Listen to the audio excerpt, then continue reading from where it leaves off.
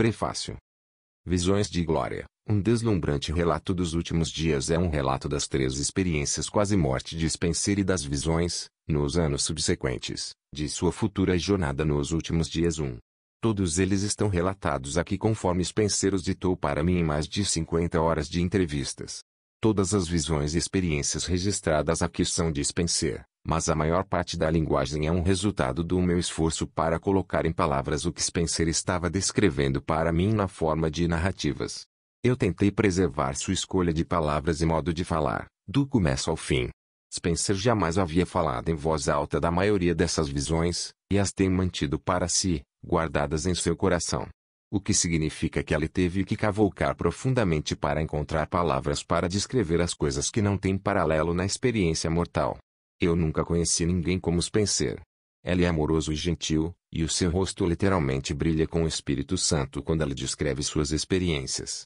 Ele chora só de mencionar o nome do Salvador, e ele é profundamente interessado em tudo que é espiritualismo. Seu comportamento é o de um verdadeiro santo, cuja vida é inteiramente dedicada a Cristo.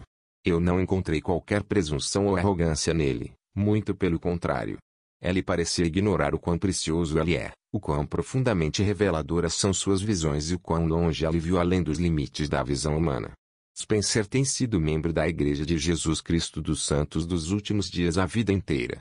Ele atualmente serve como oficiante de ordenanças no templo e tem servido em bispados, sumo-conselhos, cargos na estaca e muitas outras posições. Ele atualmente serve no Conselho Consultivo Geral para a Igreja e possui 3 pós-graduações. Spencer morreu 4 vezes, inclusive foi considerado natimorto. Spencer me disse uma vez: eu não sei por que razão o Senhor me abençoou com essas visões. É como se os anjos que trouxeram-me de volta à vida a cada vez, deixassem a porta do céu entreaberta e os anjos têm continuado a atravessá-la no decorrer na minha vida desde então.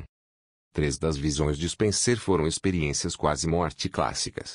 A primeira levou-o de volta ao seu passado pré-mortal 3. A seguinte levou-o ao presente e futuro próximo. A terceira mostrou-lhe o que iria acontecer no milênio e futuro distante. Muitas mais foram visões que ocorreram enquanto desperto, tarde da noite, e durante o sono. Não há de fato um padrão na distribuição de suas experiências, mas há um rico padrão no conteúdo. Cada sucessiva visão era construída sobre a anterior, dando continuidade ao desenrolar da história da sua vida, bem como fornecia o necessário discernimento e educação para prepará-lo para suportar os desafios que iria enfrentar, muito tempo antes de acontecerem. Grande parte das informações em suas visões tem sido difíceis para ele interpretar, até recentemente. Esse foi outro motivo por que ele disse tão pouco sobre suas experiências ao longo dos anos.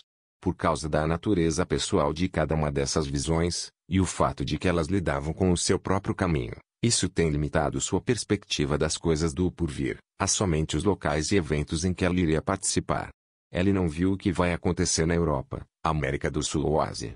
Ele não sabe o que resultará de guerras ou eventos no mundo. Ele não viu todas as grandes destruições da terra e mar, profetizadas pelo livro do Apocalipse, porque elas aparentemente não impactarão no futuro de Spencer. Mas ele teve profundas visões sobre o futuro da América do Norte e de grandes eventos e devastações que purificarão e reformularão este país e partes do Canadá.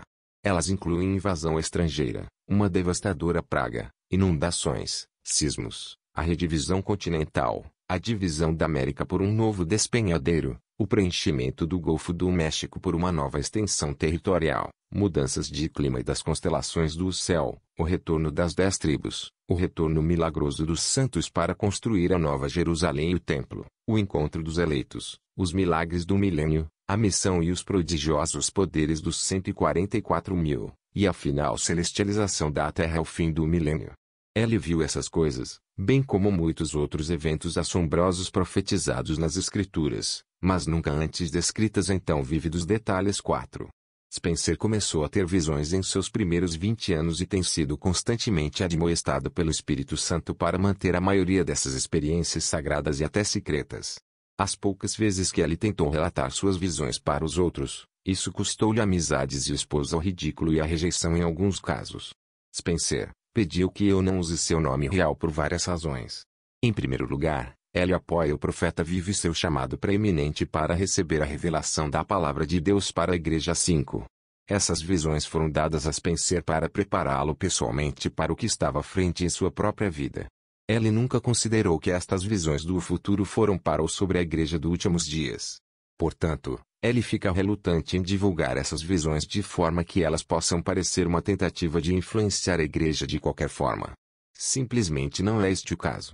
Ocultar a sua própria identidade é uma maneira eficaz de manter estas questões na ordem correta. A segunda razão para Spencer pedir-me que eu não usasse o nome dele é que ele não pretende se tornar o foco de perguntas das pessoas e da sua busca por respostas. Ele não quer ser o guru de ninguém. Ele não quer dar sermões ou falar em público sobre suas experiências. De fato, ele obedientemente manteve suas experiências para si mesmo, por quase 40 anos. Em parte para evitar este resultado possível de deixar que essas visões fossem publicadas. Ele tentou falar neste livro de tudo que o Espírito Santo lhe desse palavras para descrever.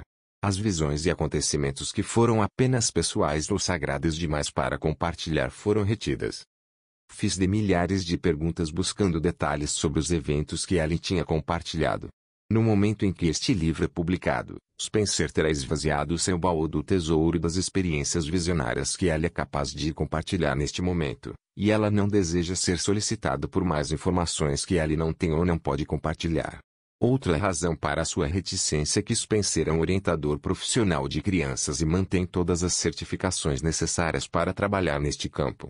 Justificadamente, ele considera o seu trabalho com crianças com dificuldades a sua missão na vida, e ela não quer que nenhuma forma de reconhecimento ou curiosidade interrompam esse trabalho mais importante.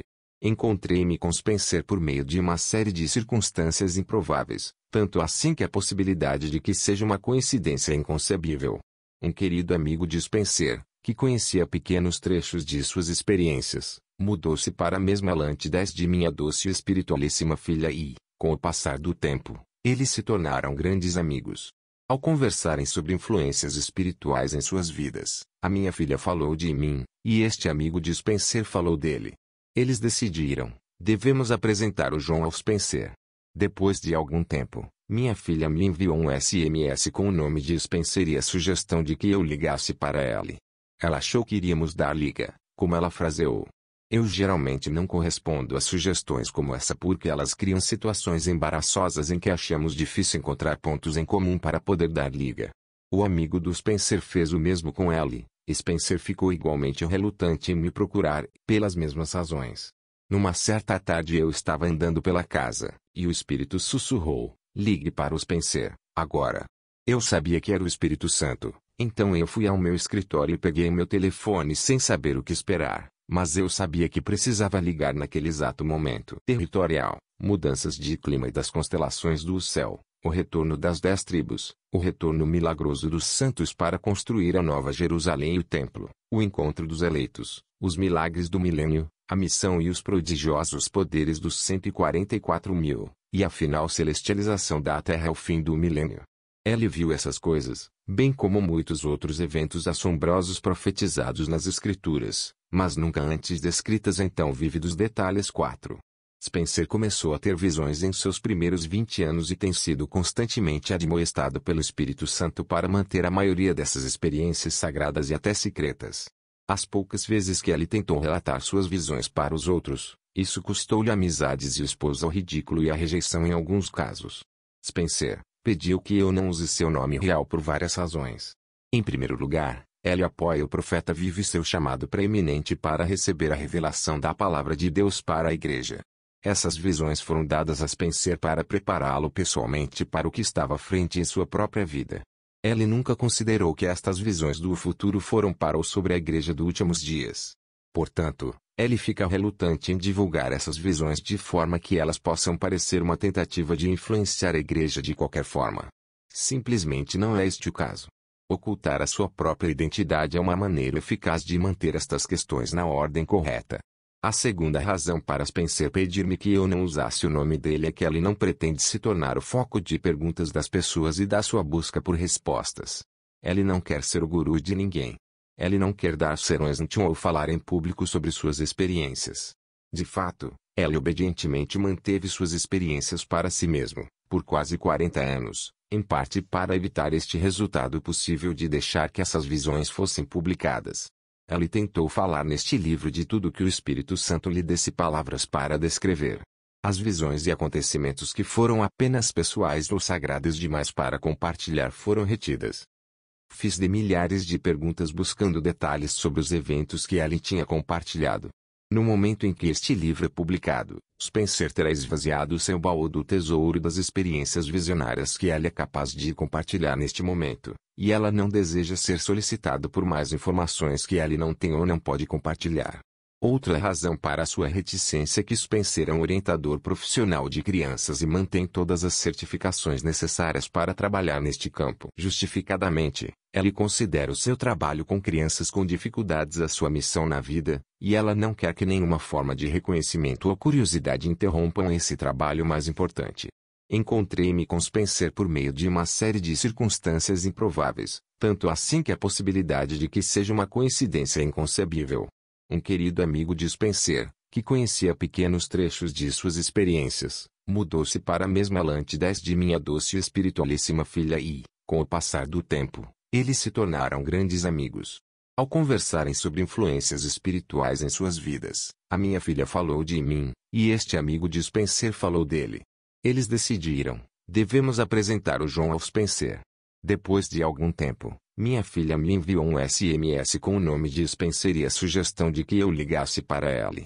Ela achou que iríamos dar liga, como ela fraseou. Eu geralmente não correspondo a sugestões como essa porque elas criam situações embaraçosas em que achamos difícil encontrar pontos em comum para poder dar liga. O amigo do Spencer fez o mesmo com ele, e Spencer ficou igualmente relutante em me procurar, pelas mesmas razões. Numa certa tarde eu estava andando pela casa, e o Espírito sussurrou, ligue para o Spencer, agora. Eu sabia que era o Espírito Santo, então eu fui ao meu escritório e peguei meu telefone sem saber o que esperar, mas eu sabia que precisava ligar naquele exato momento. Spencer atendeu e eu me apresentei. Spencer respondeu em um tom mais alegre, sim, eu tenho estado ansioso por encontrar-me com você. Quando seria a sua primeira oportunidade? Suas palavras me intrigaram porque eu ainda não sabia até então que ele também tinha as minhas informações de contato. Eu pensei que eu estava ligando sem ele saber de mim. Como nota adicional de interesse, durante os muitos meses de entrevistas e redação, tentei ligar para o Spencer dezenas de vezes e nunca consegui. A única vez em que ele realmente atendeu o telefone foi naquela primeira vez que liguei. Em todos os outros casos, eu deixei uma mensagem e ele retornou minha ligação. Encontramo-nos na semana seguinte e, sem recorrer à hipérbole, aquelas 2 horas foram as mais espirituais da minha vida. Ele começou a me contar um pouco de suas experiências e eu fiquei atordoado ao ouvir. O motivo foi simplesmente este: eu tenho estudado, procurado, orado e obtido vislumbres do meu próprio caminho através dos últimos dias, mas eu nunca tinha ouvido uma outra pessoa viva falar exatamente dessas mesmas coisas. Naqueles primeiros minutos, ele falou daquelas coisas de maneira factual. Eu mal podia conter a minha curiosidade e a minha ansiedade por ouvir mais. Enquanto eu tinha aprendido dessas coisas, ela as tinha visto e eu estava curioso por ouvir tudo o que ele tinha visto porque ele parecia estar descrevendo as peças do meu próprio caminho, as quais eu nunca tinha dito a ninguém exceto minha esposa. Eu entendia quase tudo o que ela estava falando. Depois de um tempo, senti o espírito fortemente dizer que ela estava descrevendo coisas que tinha visto, mas não as compreendia totalmente. Perguntei finalmente, você sabe o que significam estas coisas? Ela olhou inocente, e respondeu, não realmente. Não todas. Expliquei o pouco que entendi da visão em questão e ela chorou jubilosamente confessando, sem qualquer evidente orgulho ou pretensão, que ele tinha buscado a maior parte da sua vida pelo sentido dessa visão, o qual eu tinha apenas sugerido a ela. Nós falamos pelo restante de nossas primeiras horas juntos sobre essas coisas. A minha compreensão e suas visões se encaixavam como uma luva, dando a cada um de nós um entendimento mais amplo. Nós dois estávamos cheios do Espírito Santo em elevado grau, e ela recebia com admiração e espanto. Como eu disse anteriormente, foram as 2 horas mais espirituais da minha vida, e também as mais reveladoras. Como nosso tempo aproximava-se do fim, ela simplesmente declarou, eu ainda não sei como avançar de onde estou hoje, para o que agora compreendo ser o significado de minha visão futura. O Espírito Santo inspirou-me logo que saí de minha casa a pegar uma cópia de um dos meus livros, de Triumph of Zion, O Triunfo de Sião. Eu tirei da minha maleta e entreguei a ele, dizendo, Eu me senti inspirado a trazer este livro a você. Pode ser que você encontre algumas das suas respostas aqui. Para Spencer, esta primeira reunião foi como tombar o primeiro dominó. O meu papel de fornecer entendimento diminuiu com o tempo, conforme o Espírito Santo rapidamente preenchia os espaços em branco que suas visões não tinham revelado plenamente em sua juventude, e eles já estavam se tornando mais claros para ela.